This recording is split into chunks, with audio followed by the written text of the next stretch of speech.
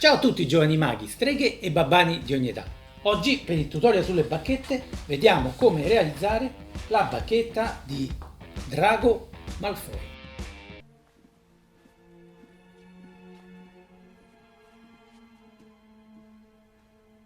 Bacchette in posizione!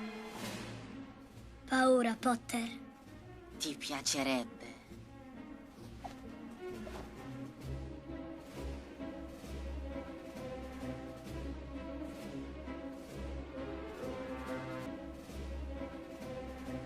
E per testati! Che nella sua scatola verde ci sta, devo dire, molto bene. Guardate il tutorial sulle scatole, il tutorial precedente che ho realizzato su come fare tutte le scatole. Per la bacchetta di Drago Malfoy ci occorreranno le solite cose: colla vinilica, colla a caldo, colori acrilici, nero, marrone e un po' di giallo. Per quanto riguarda il bastoncino, avendo una lunghezza di circa 26 cm, andrà molto bene un bastoncino sushi. Io ne ho usato uno un pochino più spesso perché ce l'avevo, quindi se avete bastoncini diversi, un pochino più spessi o più sottili, li potete usare. Per quelli più sottili basterà fare uno strato in più di carta. Mi raccomando ragazzi, lasciatemi sotto nei commenti le vostre preferenze per le future bacchette da realizzare e se possibile ne farò un tutorial. Qui vedo Beatrice sta preparando qualcosa, fammi assaggiare, vediamo.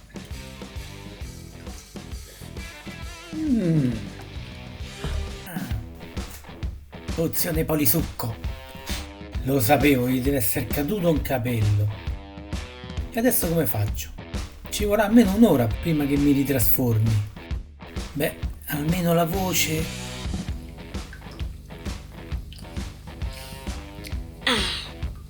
Ok. Ora va meglio. Così potrò fingere di essere lei. Ecco, questi sono i bastoncini che potete usare, quindi come vi ho detto di diverso tipo, quello un po' più sottile oppure la bacchetta sushi andrà benissimo. L'importante è che siano circa 26 cm di lunghezza. Io userò questo un po' più spesso, gli faccio un piccolo arrotondamento alla fine perché questa è la parte del manico, perché la bacchetta di Drago finisce un po' a cono, mentre la punta la lascerò così.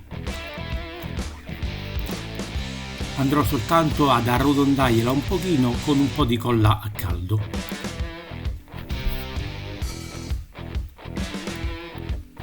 Poi procediamo con la solita colla vinilica e acqua e bagniamo il nostro Scottex.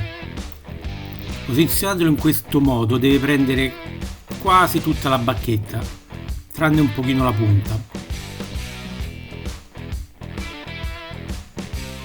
in modo che sia, diciamo, un po' uniforme.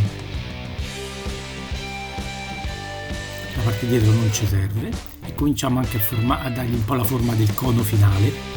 Quindi usate 2 fogli Scottex per farla abbastanza spessa, mentre se avete usato la bacchetta quella più sottile, quella che io ho usato per esempio per fare quella di Sammuco, lì ne potrete mettere anche 3. Su quella di sushi anche vanno bene solo 2 fogli.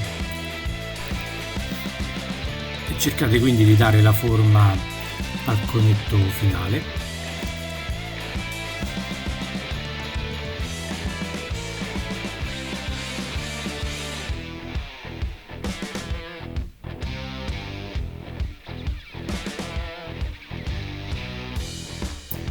Utilizzando anche un temperino nel foro più largo, ma senza girare, soltanto premendo per dargli appunto, prima che si asciughi la bacchetta, la forma a cono, in questo modo. Ecco, la bacchetta è asciutta, il conetto finale vedete è venuto abbastanza bene. Adesso con un righello dovrete misurare circa 9 cm e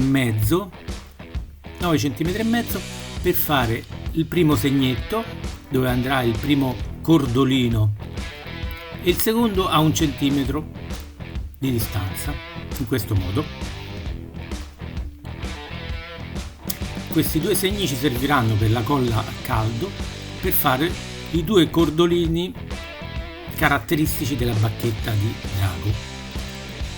Poggiatevi, cercate di stare più fermi possibile, se vi dovesse venire male lo potete sempre staccare e rifare. Ora cominciamo a colorare.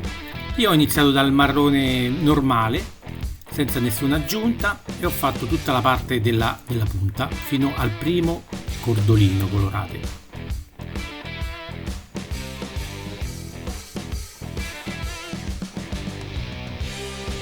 Un paio di passate.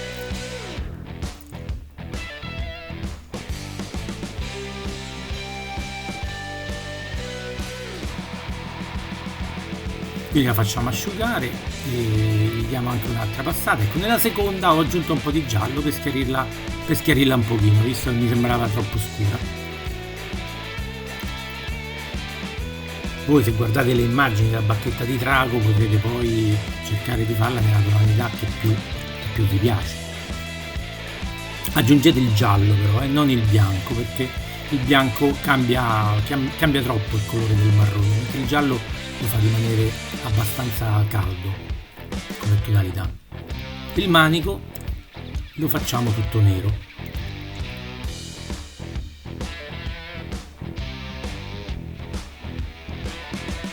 Il primo cordolino verso la fine è quello che ci fa da limite.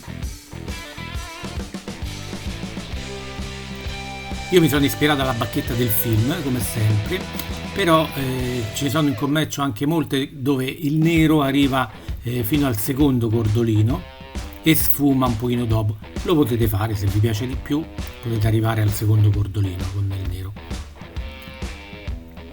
Ecco, ho rischiarito un altro pochino. Comunque una mano in più non fa mai male, perché darà più resistenza al colore per il futuro.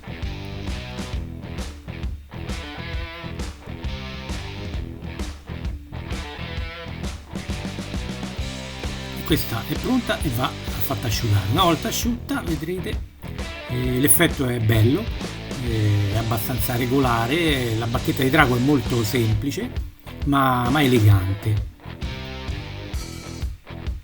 L'importante sono questi piccoli dettagli dei 2 cordoli e del conetto finale.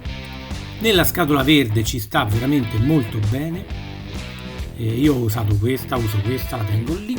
Se volete fare anche la scatola, guardate nei video precedenti, ho pubblicato un tutorial su come fare molto semplicemente delle scatole come questa e naturalmente di diverso colore, così da abbinarle alle bacchette. Per questo video è tutto, ragazzi, iscrivetevi al canale e lasciatemi nei commenti le preferenze per le prossime bacchette e io cercherò di realizzarle.